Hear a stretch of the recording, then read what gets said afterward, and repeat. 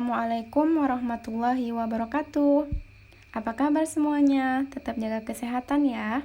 Perkenalkan, nama saya Fitria, jurusan Pendidikan Islam Anak Usia Dini. Di video kali ini saya akan menjelaskan tentang konsep perkembangan TIK dalam dunia pendidikan dan pemanfaatan TIK di PAUD dan TK yang diampu oleh Ibu Nur Kamelia Mukhtar AH SPDI MPD. Nah, bagaimana sih dengan konsep perkembangan TIK? Apa saja pemanfaatan TIK di TK dan PAUD?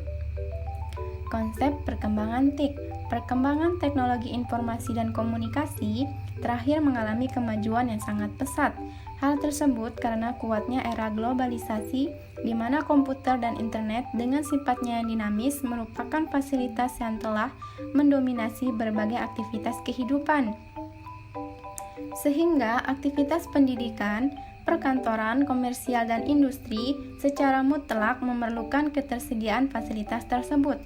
Karakteristik masyarakat itu dikenal dengan istilah masyarakat berbasis pengetahuan.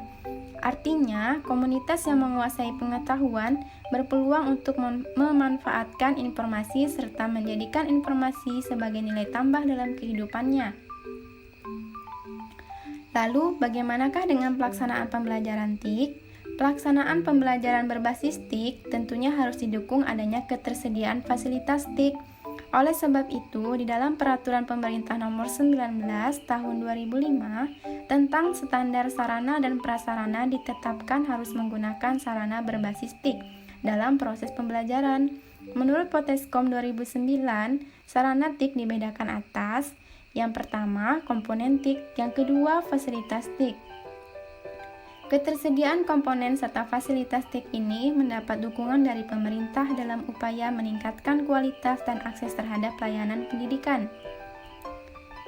Sebagai sarana pendukung, menurut Permendiknas Nomor 24 Tahun 2007 terkait standar sarana dan prasarana, minimal di suatu sekolah harus tersedia fasilitas pembelajaran berbasis multimedia berupa komputer, printer, TV, radio, CD pembelajaran, dan pemutar VCD atau DVD. Beberapa komponen utama sekolah berbasis TIK setidaknya terdiri dari konten dan kurikulum, sarana dan prasarana, sistem administrasi dan manajemen sekolah, proses pembelajaran, kompetensi SDM sekolah, infrastruktur dan suprastruktur. Nah, pemanfaatan TIK di TK dan PAUD itu bagaimana sih?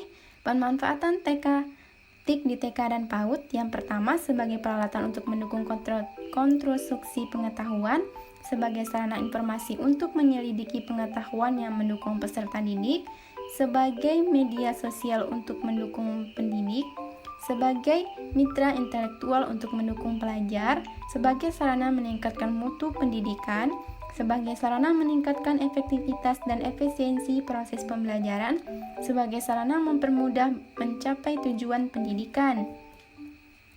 Jika mengacu pada 3 fungsi TIK dalam pembelajaran, maka khusus untuk pembelajaran anak usia dini, pendidik dapat menentukan salah satu atau setidaknya 2 fungsi, yaitu teknologi sebagai alat atau tools, atau sekaligus sebagai bahan untuk menstimulasi dalam pencapaian perkembangan tertentu. Namun, untuk pemanfaatan TIK dalam PAUD yang layak bagi anak tentu harus mempertimbangkan prinsip dalam penyediaan sarana dan prasarana pembelajaran bagi anak usia dini.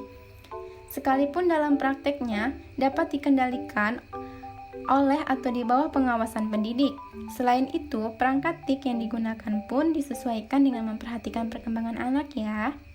Efektif tidaknya pemanfaatan TIK bagi proses tumbuh kembang anak usia dini mutlak menjadi pertimbangan para guru sebelum menentukan untuk memilih jenis perangkat yang tepat.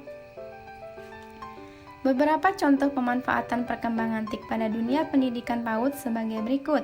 Yang pertama, mendengarkan dongeng melalui media audiovisual, memberikan pembelajaran dengan cara audiovisual, pertunjukan melalui teknologi proyektor, speaker audio untuk senam anak TK dengan memilih lagu melalui laptop, menggunakan aplikasi Microsoft PowerPoint untuk menggambar, mengaji, mendengarkan murotal Al-Quran sebagai hafalan sebagai bentuk pembinaan agama moral pada PAUD.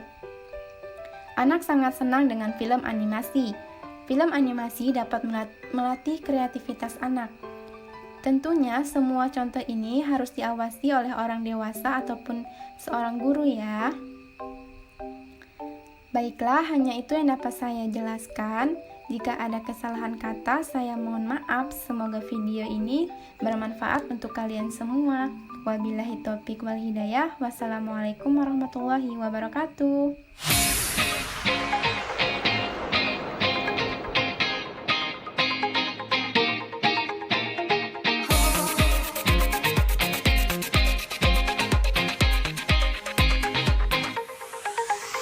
Oh,